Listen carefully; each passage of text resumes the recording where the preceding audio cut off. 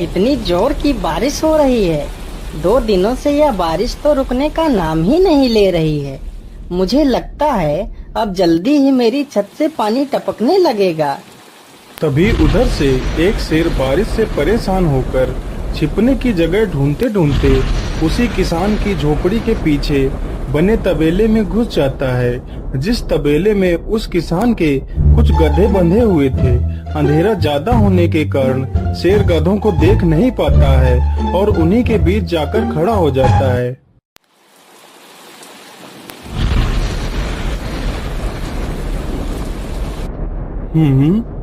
यहाँ से तो किसी मनुष्य की आवाज आ रही है। चलो चुपचाप बैठा रहता हूँ, जैसे ही यह आदमी मेरे करीब आएगा मैं इसे खा लूंगा। हाय हाय हाय, यह बारिश कब रुकेगी? ऊपर से यह टपका भी आ गया। अब मैं क्या करूं? इस टपके से कैसे बचूं? इतना तो डर मुझे शेर और बाघ से भी नहीं लगता है, जितना डर मुझे इस टपके से लगता है। अरे यह टपका कौन है? मुझे लगता है यह टपका तो मुझसे भी ज्यादा खतरनाक है। अभी तो यह आदमी शेर और बाघ से ज्यादा इस टपके से डर रहा है। चलो जल्दी से मैं यहाँ से निकल लेता हूँ, नहीं तो कहीं टपका ने मुझे देख लिया तो मेरी खैर नहीं। ओहो, अब मैं इस टपका से कैसे बचूं? चलो जल्दी से मैं अपनी मौसी के घर चला जाता हूँ।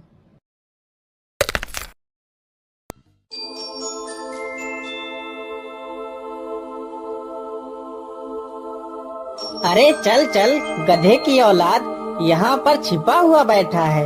अरे चल जल्दी। अरे ये क्या, जिसका डर था वही हुआ। यह टपका तो मुझ पर हावी हो गया।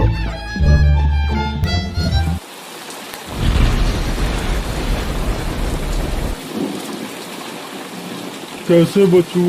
कैसे बचूं? इस टपका से मैं कैसे बचूं? हे भगवान मेरी सहायता करो, मुझे इस टपका से बचाओ। मैं आज के बाद किसी प्राणी को नहीं मारूंगा। मैं मांसाहार छोड़ के शाकाहारी बन जाऊंगा। भगवान मेरी रक्षा करो। शेर को दौड़ते दौड़ते रात से सुबह हो जाती है।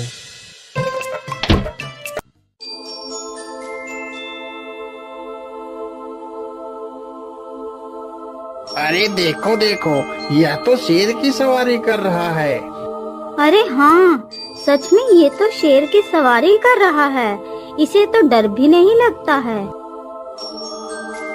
अरे उधर तो देखो जरा, यह आदमी कितना बहादुर है। यह आदमी शेर की सवारी कर रहा है, जिस शेर को देखकर हमारी धोती आगे से गीली और पीछे से पीली हो जाती है। यह तो उसकी सवारी कर रहा है।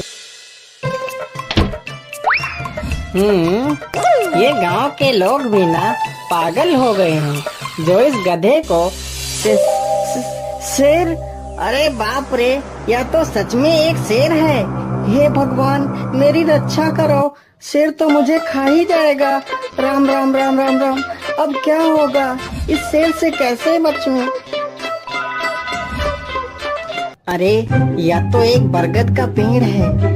यही अच्छा मौका है, जल्दी से इस बरगद की जड़ पकड़कर ऊपर चढ़ जाता हूँ।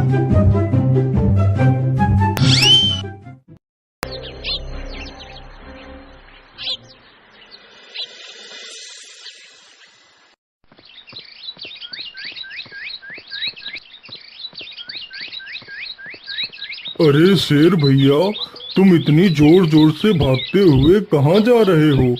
आप तो बहुत डरे हुए लग रहे हो। आप तो जंगल के राजा हो, आपको किसका भय है?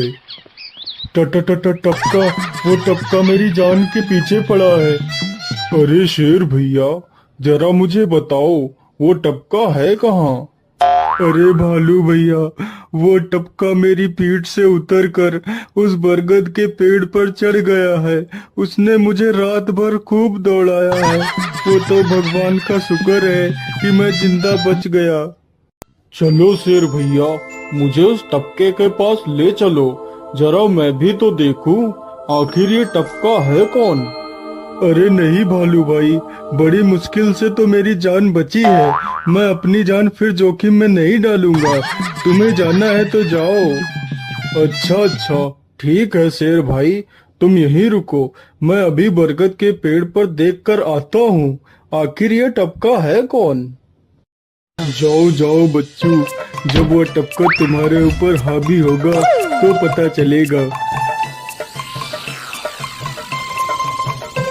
अरे कहाँ है यह टपका जिसने राजा जी की हवा टाइट कर दी? चलो इस पेड़ पर चढ़कर देखता हूँ। अरे बाप रे बाप, शेर क्या अकेला कम था, जो ये भालू भी आ गया। मुझे लगता है कि आज मेरी मौत निश्चित है। भालू पेड़ पर उल्टा होकर चढ़ने लगता है, तभी किसान और तेज से कांपने लगता है। कांपने की वजह से किसान के हाथ से छड़ी छूट जाती है और उल्टा होकर चढ़ रहे भालू के पिछवाड़े पर जा लगती है। भालू धड़ाम से जमीन पर गिरता है।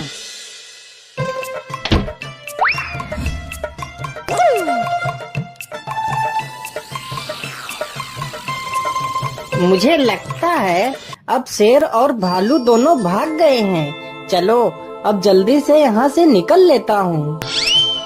सारे राज्य में यह बात फैल गई कि हरिया किसान बहुत ही बहादुर है और वह शेर की सवारी कर लेता है।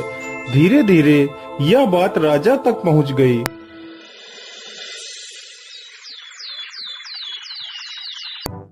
महाराज, क्यों न हम पड़ोस के गांव से हरिया किसान को बुलवा लेते हैं। वह बहुत ही बहादुर है। उसके बहादुरी के चर्चे तो पूरे राज्य में हैं। मुझे पूरा विश्वास है वह इस काम को जरूर कर सकता है। वह इस दुष्ट शेर को जरूर पकड़ लेगा। सैनिकों, हरिया किसान को आदर पूर्वक हमारे दरबार में पेश किया जाए। महाराज, आपने हमें याद किया। बताइए क्या बात है। मालिक, हमसे कोई भूल हो गई क्या मालिक? नहीं हरिया, तुमसे कोई गलती नहीं हुई है। यह कुछ लोग पड़ोस के गांव से आए हैं। इनका कहना है कि इनके गांव में कोई दुष्ट शेर आ गया है जो इनके पशुओं को उठाकर ले जाता है और उन्हें मारकर खा जाता है। हमने तुम्हारी बहादुरी के बहुत सारे किस्से सुने हैं। तुम बहुत ही बहादुर हो, इसलिए मैं तुम्हें उस शेर को पकड़ने की ये जिम्मेदारी सौंपता हूँ। अरे बाप रे बाप, उस बार तो मैं शेर के हाथों बच गया था, लेकिन इस बार मैं नहीं बचूंगा। अगर मैंने महाराज को सच सच बता दिया तो झूठ बोलने के जुर्म में मुझे फांसी पर ही चढ़ा देंगे। अरे हरिया, तुम मन ही मन क्या बड़बड़ा रहे हो? कुछ नहीं महाराज, कुछ नहीं। मैं सोच रहा था कि मैं शेर को कैसे पकड़ूं। ये लो हरिया, कुछ स्वर्ण मुद्राएं रख लो, ये तुम्हारे काम आएंगी। क्या करूं, कैसे पकड़ूं उस शेर को? ये महाराज ने भी मुझे कैसी दुविधा में डाल दिया है। क्या करूं, क्या करूं? हाँ, मिल गया। फिर हरिया बाजार से एक रस्सी और एक जाल तथा एक बकरी खरीद कर लाता है। चलो जल्दी से, मैं यहाँ पर एक गड्ढा खोद देता हूँ।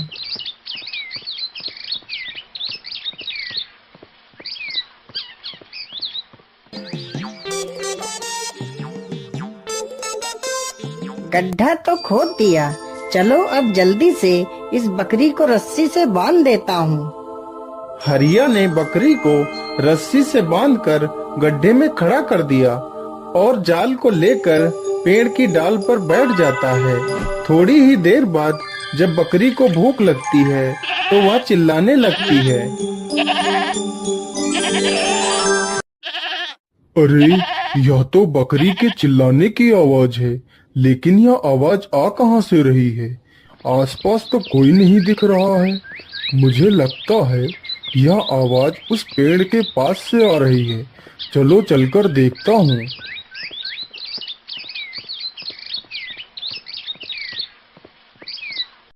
अरे वाह, आज तो शिकार मेरे पास खुद चलकर आ गया। शेर तुरंत ही बिना देर किए हुए गड्ढे में छलांग लगा देता है। तभी किसान तुरंत ही बकरी को ऊपर खींच लेता है और जाल को गड्ढे के ऊपर गिरा देता है। शेर गड्ढे में ही फंस जाता है। यह देखकर गांव के सभी लोग बहुत ही खुश हो जाते हैं।